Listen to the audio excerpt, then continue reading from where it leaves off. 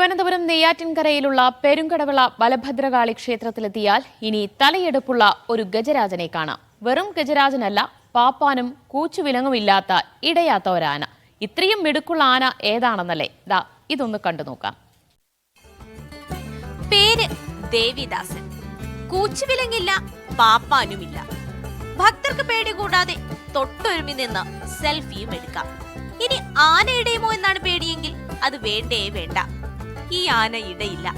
കാരണം മറ്റൊന്നുമല്ല, ഇത് റോബോട്ടിക് ആനയാണ്. നമ്മൾ ഈ മൃഗങ്ങളെ ചൂഷണം ചെയ്യുന്ന നമുക്കറിയാം. ദിവസവും സോഷ്യൽ മീഡിയയിൽ ഉണ്ടാകുന്ന വാർത്തകളെ കുറിച്ച് നമുക്കറിയാം.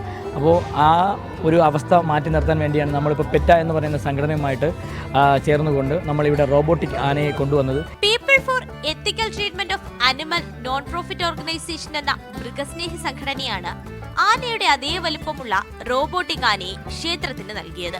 മെറ്റലും ഫൈബറും റബ്ബറും കൊണ്ട് നിർമ്മിച്ച ദേവിദാസിന്റെ കണ്ണുകളും കാതുകളും വാലും കൊമ്പുമൊക്കെ വൈദ്യുതിയുടെ സഹായത്തോടെ ചലിക്കും. വേണ്ടി വന്നാൽ ഒന്നല്ല 4 പേരെ വരെ പുറത്തു കയറ്റാനുള്ള പവറും ദേവിദാസിനുണ്ട്. മീഡിയ 1 തിരുവനന്തപുരം.